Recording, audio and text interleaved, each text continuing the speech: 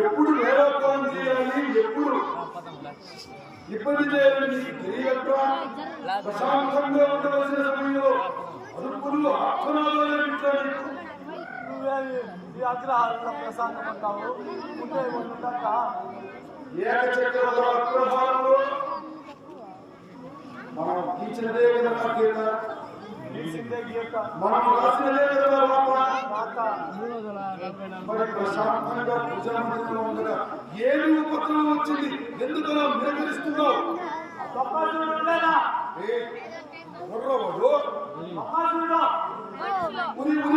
వాడి పేరు ఇప్పుడు చెప్తున్నావు?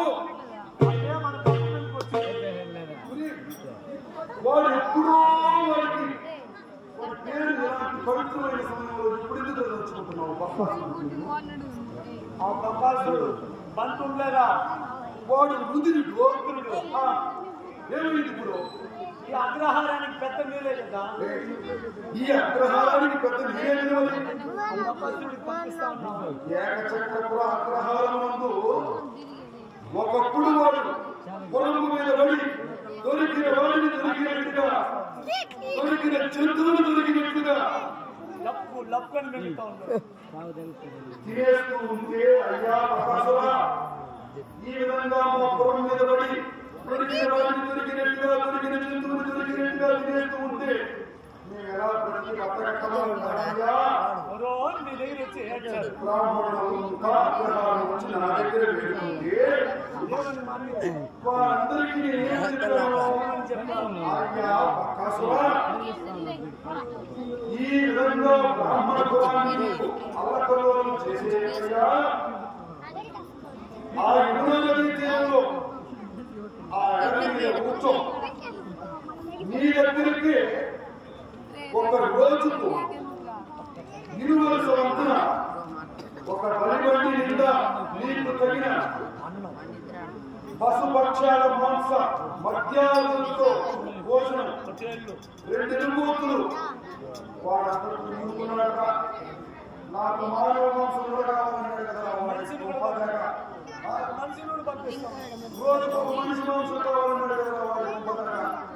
సరే పోనీ ఒక మానవ మరి మనిషిని కూడా ఒకరిని ఏర్పాటు చేసి వాడికి కావాల్సిన సకల భోజన సదుపాయాలంతా కూడా నిజంగా పంపించేస్తామయ్యా ఇచ్చేసాను కదా. మాట ప్రకారం మన అగ్రహారంలో 1000 కడపలున్నాయి కదా. 1000 కడపలు 1000 కడపలు ఒక్కొక్క రోజు ఒక్కొక్క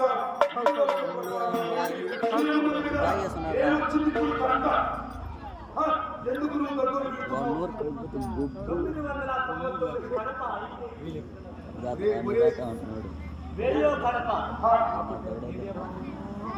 ఏమిటి మొన్ననే వాడికి కట్టడి చేసినట్టుగా నాకు గుర్తొస్తుంటే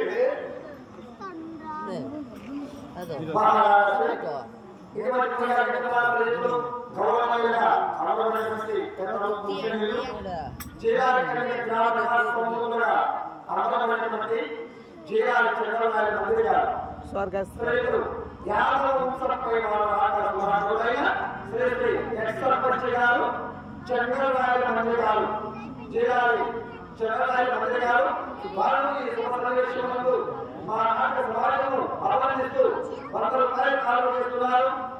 అటు వారికి వారి కుటుంబాలకు కూడా వారి కొత్త నృత్యగాలతో మాత్రం ఎక్కువగా సర్వేక్షణాలు ఉద్యోగం ఇక అమ్మవారి గౌతమాత శ్రీకృష్ణ భగవానుడు ఎల్లవేళ అష్టైశ్వర్యంలో ఒక మార్గం చేస్తారని మొట్టమొదటి మరి ప్రార్థిస్తున్నాం. 999 కడప అయిపోయింది.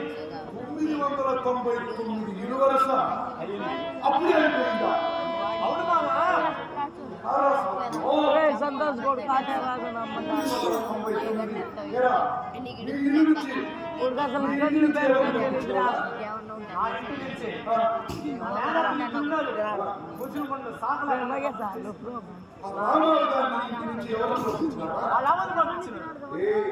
సుబ్బరాయ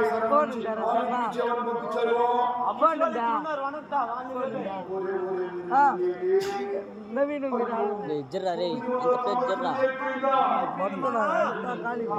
అంత ఖాళీ పెట్టుకోండి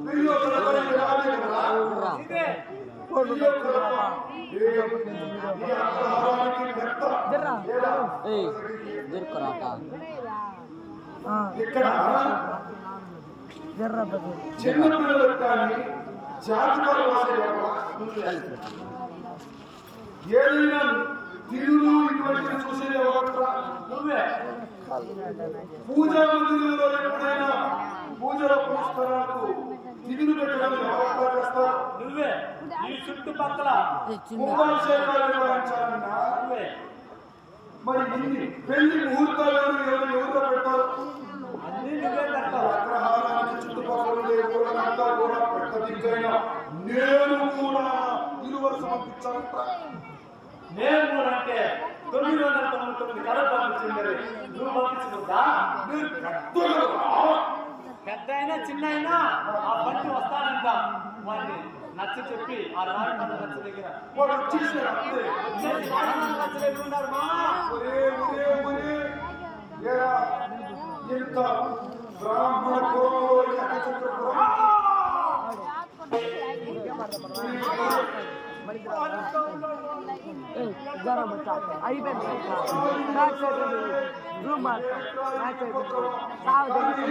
మళ్ళీ ఫీవర్ అనే మాట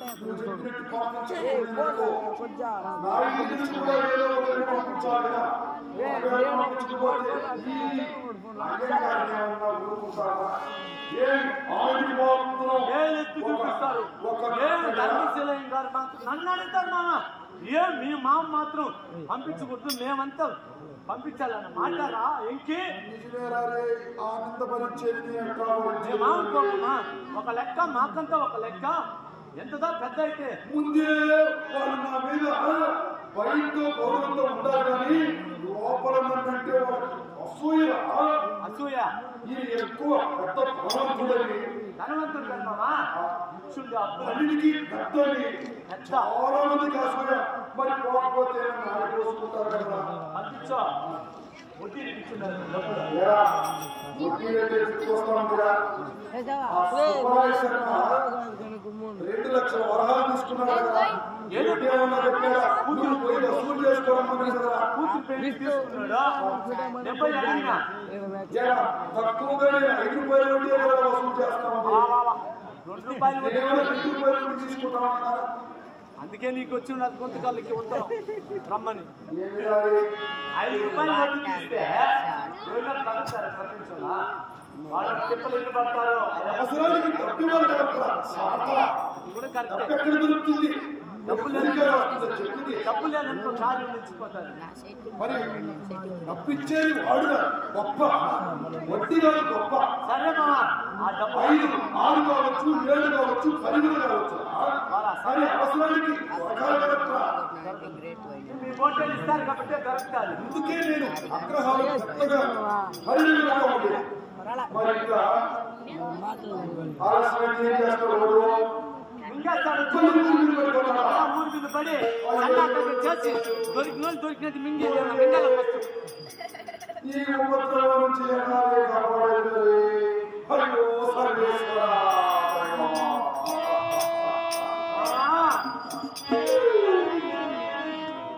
ఇదే కదా సెట్టింగ్స్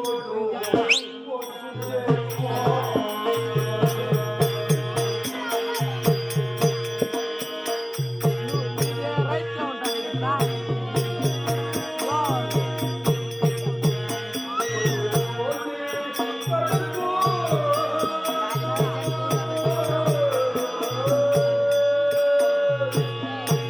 Thank you.